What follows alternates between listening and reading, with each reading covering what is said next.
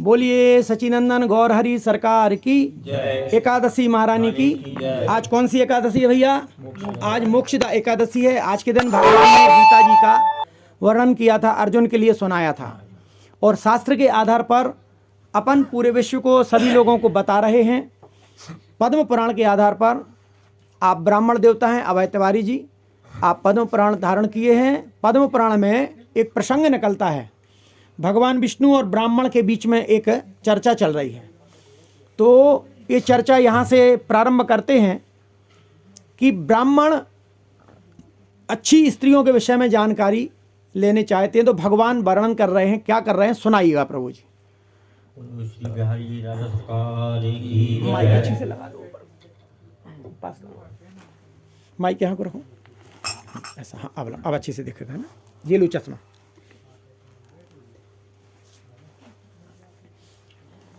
दिख गया? नहीं देखा? ठीक है। चलो ठीक। विप्रवर, अब मैं सती स्त्रियों में जो अत्यंत उत्कृष्ट गुण होते हैं उनका वर्णन करता हूँ। ये कौन कह रहा? ब्राह्मण से भगवान विष्णु कह रहे हैं। विष्णु बोल रहे हैं। हाँ। सती स्त्री का वंश शुद्ध होता है, वहाँ सदा लक्ष्मी निवास करती हैं। सती के पितृकुल और पतिकुल दोनों कुलों को तथा उसके स्वामी को भी स्वर्गलोक की प्राप्ति होती है। जो स्त्रियां अपने जीवन का पूर्व काल पुण्य पाप मिश्रित कर्मों में व्यतीत करके पीछे भी पतिव्रता होती हैं, उन्हें भी मेरे लोक की प्राप्ति हो जाती है। जो स्त्री अपने स्वामी का अनुगमन करती है वह शराबी, ब्रह्म हत्यारे तथा सब प्रकार के पापों से लदे हुए पति को भी पाप मुक्त करके अपने साथ स्वर्ग ले जाती है। समझ में आई बात? क्या समझे दुर्गेश?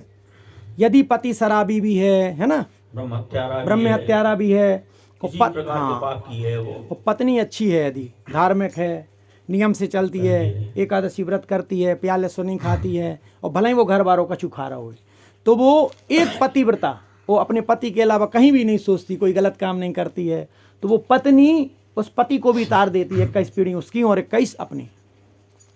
जो मरे हुए पति के पीछे प्राण त्याग करके जाती है उसे स्वर्ग की प्राप्ति निश्चित है। जो नारी पति का अनुगमन करती है वह मनुष्य के शरीर में जितने 3.5 करोड़ रोम होते हैं इतने ही वर्षों तक स्वर्गलोक में निवास करती है। कितने रोम होते हैं कक्का जी शरीर में? 3.5 करोड़। गिने थे कब हम? आज आए हो तो मालूम पड़ गई। हाँ, तो इतने वर्ष तक पतिव्रता नारी कहाँ? स्वर्ग में खूब आनंदित रहती है। इसलिए धर्म पे चलो भैया सब माताएं बहनें, है ना, आगे बढ़े। यदि पति की मृत्यु कहीं दूर हो जाए तो उसका कोई चिन्ह पाकर जो स्त्री चिता की अग्नि में प्राण त्याग करती है वह अपने पति का पाप से उद्धार कर देती है।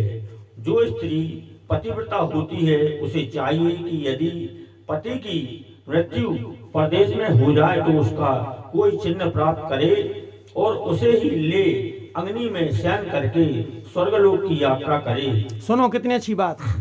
अपने खुद सती प्रथा होती थी, तो सती किसके लिए है? जो पतिव्रता होगी वही तो सती होगी। और मतलब विदेश में पति मर गया, उसकी लाश नहीं मिली, जल गया, तो उसका कोई चिन्ह कपड़े वगैरह या कड़ा वगैरह जो भी है उसको प्राप्त करके फिर वो यहाँ चिता बनाएगी, उस पर बैठ जाएगी। और सती ये होती है कि अग्नि नहीं लगाई जाती प्रभु जी, अपने आप अग्नि लगती है, प्रज्वलित हो जाती है, तब उनके मंदिर बनाए जाते हैं, ऐसे थोड़ी बनाए जाते हैं। आगे बढ़े। यदि ब्राह्मण जाति की स्त्री मरे हुए पति के साथ चिंताग्नि में प्रवेश करे तो उसे आत्मघात का दोष लगता है, जिससे ना तो वह अपनों को और ना अपने पति को ही स्वर्ग पहुंचा पाती है। इसलिए ब्राह्मण जाति की स्त्री अपने मरे हुए पति के साथ जलकर ना मरे, यह ब्रह्मा जी की आज्ञा है। हाँ, कौन सी? ब्राह्मणी की स्त्री, ब्राह्मण की स्त्री के लिए ये नियम नहीं है कि वो पति के साथ जल के मर जाए। बाकी सब धर्मों जो दूसरे क्षत्रिय हैं, वैश्य शूद्र, इनके लिए है कि वो पति के लिए गोदी में लेके चिता पे बैठ जाती है और वो अग्नि अपने आप जलती है। ब्राह्मणी विधवा को वैधव्य व्रत का आचरण करना चाहिए। जो विधवा एकादशी का व्रत नहीं रखती वह दूसरे जन्म में भी विधवा ही होती है तथा प्रत्येक जन्म में दुर्भाग्य से पीड़ित रहती है।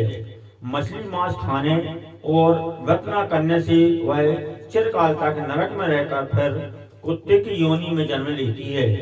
जो कुल नाशनी विधवा दुराचारणी होकर मैथुन कराती है वह नरक यातना भोगने के पश्चात 10 जन्मों तक गधीनी होती है, फिर 2 जन्मों तक लोमड़ी होकर पीछे मनुष्य योनि में जन्म लेती है। उसमें भी बाल विधवा होकर दासी भाव को प्राप्त होती है। समझाओ आप माँ साहब हो, समझाओ मेरे को, समझ रहे? विधवा माताओं बहनों को एकादशी व्रत नहीं रखती जो भी, हाँ, एकादशी व्रत करना चाहिए। हाँ। जो विधवा माताएं बहनें एकादशी नहीं रखती हैं, अगला जन्म भी उनका विधवापना से जाएगा। वह दूसरे जन्म भी विधवा ही होती हैं तथा प्रत्येक जन्म में दुर्भाग्य से पीड़ित रहती हैं। मछली मांस खाने और व्रत न करने से वह चिरकाल तक नरक में ही वास करते हैं। हाँ, इसलिए मांसाहार तो किसी को करने नहीं चाहिए। जिसको भगवान का भजन करना है, भगवान की प्राप्ति करना, किसी भी समाज का हो। अब उसी समाज को, उसी व्यक्ति को नीच कहा गया है जो पाप कर्म करता है, मांस खाता है ना, नशा करता है, परिस्त्री गमन करता है, जुआ सट्टा खेलता है, वो नीच है, भले ही वो कोई जाति का आगे बढ़े और रहकर फिर कुत्ते की योनि में जन्म लेती है। जो कुल नाशनी विधवा दुराचारणी होकर मैथुन करती है वह नरक यातना भोगने के पश्चात 10 जन्मों तक गधिनी होती है और फिर 2 जन्मों तक लोमड़ी होकर पीछे मनुष्य योनि में जन्म लेती है। ब्राह्मण ने कहा, भगवान, यदि आपका मुझ पर अनुग्रह है तो अब कन्यादान के फल का वर्णन कीजिए, साथ ही उसकी यथार्थ विधि भी बतलाइए। श्री भगवान बोले, ब्राह्मण रूपवान, गुणवान, कुलीन, तरुण, समृद्धशाली और धन धान्य से संपन्न वर को कन्यादान करने का जो फल होता है उसे श्रवण करें। जो मनुष्य आभूषणों से युक्त कन्या का दान करता है उसके द्वारा पर्वत, वन और काननों सहित संपूर्ण पृथ्वी का दान हो जाता है। हाँ तो भैया सुनो, हमारे वकील साहब की भी 2 कन्याएं हैं बहुत प्यारी।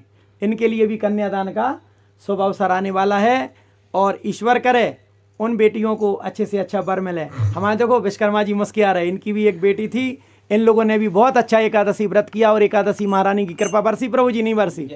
अच्छा वर मिला और पहली बार में ही, और अच्छे से शादी संपन्न हुई। आगे पढ़े। जो पिता कन्या का शुल्क लेकर खाता है वह नरक में पड़ता है। जो मूर्ख अपनी पुत्री को बेच देता है उसका कभी नरक से उद्धार नहीं होता है। जो लोभवश अयोग्य पुरुष को कन्यादान देता है वह रौरव नरक में पड़कर अंत में चांडाल होता है। इसी से विद्वान पुरुष दामान से शुल्क लेने का कभी विचार भी मन में नहीं लाते। अपनी ओर से दामान को जो भी कुछ दिया जाता है वह अक्षय हो जाता है। हाँ, जो दहेज क्या है, अपन लोग स्वेच्छा से ज्यादा से ज्यादा देते हैं। दामाद यानी भगवान के तुल्य माना गया। दामाद हैं, गुरु हैं, माता पिता हैं, तो दामाद को हर चीज दी जाती है। दामाद से और बेटी से कभी लिया नहीं जाता। एक समय ऐसा था, अभी 150 साल पहले मैं 40 साल पहले देखा, आपने देखा होगा, यदि गांव की बेटी भी कहीं ब्याही है ना तो वो व्यक्ति, उस गांव का व्यक्ति पानी नहीं पीता था उस वहां पर। इतना अच्छा था, मतलब गांव की बेटी भी अपनी बेटी होती थी। ऐसा होता है बिटिया दामाद का रिश्ता। आगे पढ़े। पृथ्वी, गौ, सोना, धन धान्य और वस्त्र आदि जो कुछ दामाद को दहेज के रूप में दिया जाता है सब अक्षय फल का देने वाला होता है। जैसे कटी हुई दूर घड़े के साथ स्वयं भी कुएं में डूब जाती है, उसी प्रकार यदि दाता संकल्प किए हुए दान को भूल जाता है और दान लेने वाला पुरुष फिर उसे याद दिलाकर मांगता नहीं तो वे दोनों नरक में पड़ते हैं। सात्विक पुरुष को उचित है कि वह जा माता को दहेज में देने के लिए निश्चित की हुई सभी वस्तुएं अवश्य दे डाले। ना देने पर पहले तो वह नरक में पड़ता है, फिर प्रतिग्रह लेने वाले के दास के रूप में जन्म ग्रहण करता है। हाँ सुनो, यदि अपन ने कह दिया कि बेटी के लिए हम ये देंगे, समझ गए, वचनबद्ध हो गए, और फिर अपन नहीं दे पाए तो उसका भी नरक भोग लिखा है। इसलिए बहुत सोच समझ के पहले से वचन बोलो मत। एज कहो बिटिया से हाथ जोड़ के, बेटा जो भी हमारे पास रहेगा ज्यादा से ज्यादा हम तुम्हारी सेवा करेंगे, है ना। वचनबद्ध नहीं होना चाहिए, है ना बिटिया। इसकी भी शादी होगी, इसको भी बहुत दहेज देना पड़ेगा। जो बहुत खाता हो, अधिक दूर रहता हो, अत्याधिक धनवान हो, जिसमें अधिक दृष्टता हो, जिसका कुल उत्तम ना हो, तथा जो मूर्ख हो, इन 6 मनुष्यों को कन्या नहीं देनी चाहिए। हाँ भैया, इसलिए कहते हैं शास्त्र पढ़ो। समझ में आई? किसको नहीं देना चाहिए कन्या?